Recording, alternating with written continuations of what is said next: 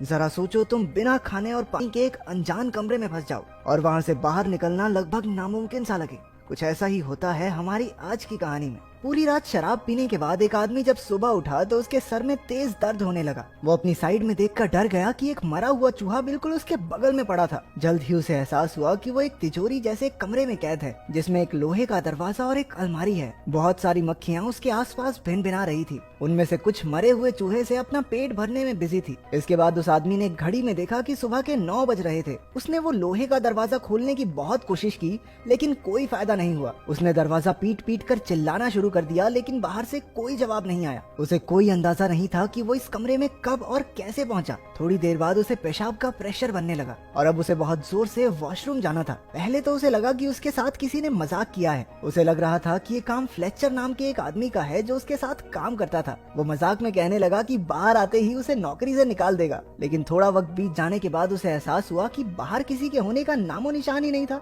उसने जेब से अपना फोन निकालकर फ्लेचर को कॉल लगाई, लेकिन वहाँ सिग्नल ही नहीं थे। इसका सीधा मतलब ये था कि बाहरी दुनिया से उसका संपर्क पूरी तरह टूट चुका है। उसने कमरे में मौजूद उस लोहे की अलमारी को भी खोलने की कोशिश की, लेकिन वो भी पूरी तरह बंद थी। कमरे में चलकर उसने छिपे हुए कैमरे भी ढूंढने चाहे, लेकिन वहाँ ऐसा कुछ नहीं था। अब उसकी समझ में कुछ नहीं आ रहा था और धीरे धीरे उसका चिड़चिड़ापन गुस्से में बदलने लगा। उसने जोर जोर से अपने कलीग्स पर चिल्लाना शुरू कर दिया। गुस्से से भरकर उसने अपनी बेल्ट उतारी और लोहे का दरवाजा पीटने लगा। कुछ देर बाद वो थक कर रुक गया, क्योंकि उसने एक दिन से कुछ खाया भी नहीं था। उसने चिल्लाकर कहा कि अगर उसे बाहर नहीं निकाला तो वो सबको पुलिस के हवाले कर देगा, लेकिन फिर भी बाहर से कोई जवाब नहीं आया। पूरा एक दिन बीत गया था। अब उसने नींद से उठकर अपना फोन चेक किया, लेकिन फोन भी उसके हाथ से छूटकर नीचे गिरकर टूट गया। वहाँ ना खाना था ना पानी, इसलिए जिंदा रहने के लिए उसे कुछ तो करना ही था। उसने अपना जूता उतारा और मजबूरी में उसी में पेशाब करके पी गया। अकेलेपन और भूख की वजह से अब वो पागल सा होता जा रहा था। अचानक उसे ऊपर लगी ट्यूबलाइट में एक चाबी दिखाई दी। उसने तुरंत लाइट तोड़कर चाबी बाहर निकाली। उस चाबी की मदद से वो लोहे की अलमारी खुल गई, जिसके अंदर उसे प्योर ऑक्सीजन के 2 कैंस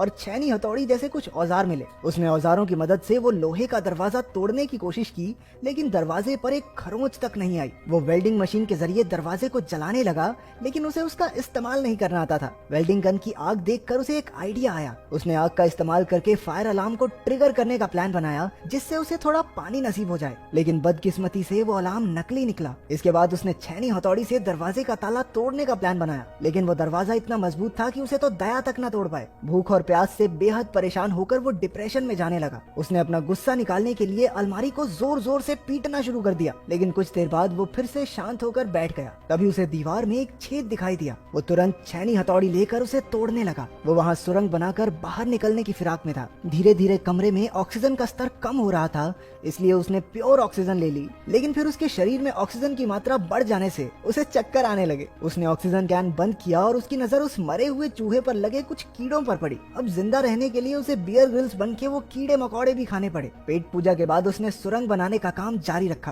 काफी मेहनत के बाद उसने वो छेद बड़ा कर दिया और उसे दीवार के अंदर मौजूद लोहे के सरिये दिखाई देने लगे। उसने वेल्डिंग गन की मदद से वो सरिये काटे और दीवार को तोड़ना जारी रखा। कुछ ही देर में वहाँ से रोशनी आने लगी, जिसे देखकर वो खुशी से झूम उठा। अब छेद इतना बड़ा हो चुका था कि वो उससे बाहर निकल जाए, लेकिन जैसे ही वो उस दीवार के उस पार गया, उसके पैरों तले जमीन खिसक गई। वो बाहर की दुनिया में नहीं बल्कि वैसे ही एक और कमरे में आ चुका था। उसकी सारी मेहनत बर्बाद हो गई थी। वो निराश होकर पागलों की तरह लोहे का दरवाजा पीटने लगा। थोड़ी देर बाद शांत होकर उसने इधर उधर नजर दौड़ाई। कमरे के एक कोने में एक लाल रंग का ताबूत रखा था। उसने ध्यान से ताबूत का ढक्कन हटाया और उसके अंदर एक सुंदर सी लड़की को देखकर उसकी आंखें खुली की खुली रह गई। वो मरी हुई तो नहीं लग रही थी, तो शायद गहरी नींद में सो रही होगी। जब उस आदमी ने लड़की को जगाया तो वो बुरी तरह से डर जाती है। जब उसने उससे बात करने की कोशिश की तो पता चला कि वो एक दूसरे की भाषा नहीं समझते थे। वो लड़की डर कर उसी के पुराने कमरे में जाकर छिप गई। उस आदमी में उसे कुछ भी समझा पाने की ताकत बची ही नहीं थी, इसलिए उसने ताबूत में ही सोकर रात गुजारने का फैसला किया। लेकिन बीच रात में ही डरी हुई लड़की ने आकर उसे जगा दिया। उसने आदमी को सुरंग का काम जारी रखने का इशारा किया, लेकिन भूख प्यास की वजह से कुछ भी करना उसके लिए नामुमकिन था। इतने दिन काम करते करते उसके हाथों पर भी चोट आ गई थी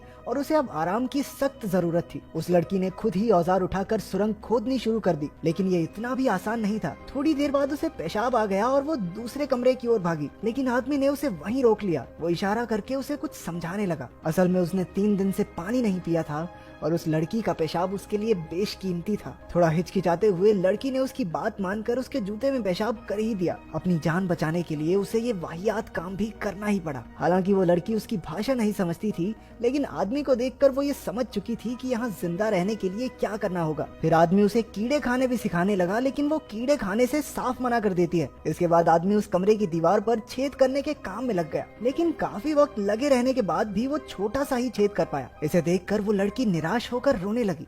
ये दीवार टूटती क्यों नहीं है? टूटेगी कैसे, अंबुजा सीमेंट से जो बनी है। आदमी ने एक गाना गाकर उसे शांत किया और वो भी उसके साथ गाने लगी, लेकिन तभी गलती से उस आदमी के हाथ पर हथौड़ा लग गया। लड़की ने तुरंत अपने सर का कपड़ा निकालकर उसके जख्म पर लगाया। देखते ही देखते उनमें दोस्ती हो गई और दोनों इकट्ठे खोदने का काम करने लगे। अचानक लोहे के दरवाजे का ताला अपने आप घूमने लगा। दोनों भागकर उसकी ओर गए, लेकिन ताला फिर से पहली वाली जगह पर आ गया। काफी देर ट्राई करने के बाद उन्हें समझ आ गया कि जब तक वो दरवाजे से पीट करके रखेंगे तब तक ताला खुलता रहेगा। धीरे धीरे वो पीट करके दरवाजे के करीब पहुंचे। आखिरकार इस तरकीब से दरवाजा खुल गया और दोनों तीसरे कमरे में पहुंच गए। बदकिस्मती से ये भी वैसा ही सेम कमरा था जहां एक खाली कब्र रखी गई थी और पहले जैसा ही लोहे का दरवाजा भी था। लड़की ने समझदारी दिखाई और जल्दी से पिछले कमरे से सारे औजार उठाकर ले आई। उन्होंने इस दरवाजे को भी पहले की तरह खोलने की कोशिश की, लेकिन वो जो भी करते दरवाजा बंद ही रहता। अब उनके पास कब्र खोदकर सुरंग बनाने के अलावा कोई रास्ता नहीं बचा था। अब उस आदमी के शरीर में बिल्कुल ताकत नहीं बची थी और वो चक्कर खाकर गिर पड़ा। लड़की अब भी ठीक थी क्योंकि उसने इतना काम नहीं किया था। अब आदमी के शरीर में बुखार आना शुरू हो गया। तभी उसे उन्हें कैद करने वाले की असली इच्छा का एहसास हुआ। आदमी को लगा कि उन्हें कैद करने वाला उन दोनों को एक दूसरे का कत्ल करते हुए देखना चाहता है, इसलिए बाहर निकलने के लिए उनमें से एक को मरना होगा। कमरे में रखी कब्र ही उनमें से एक की मंजिल है। सारी मुसीबत खत्म करने के लिए आदमी ने लड़की का खून करने के बारे में सोचा,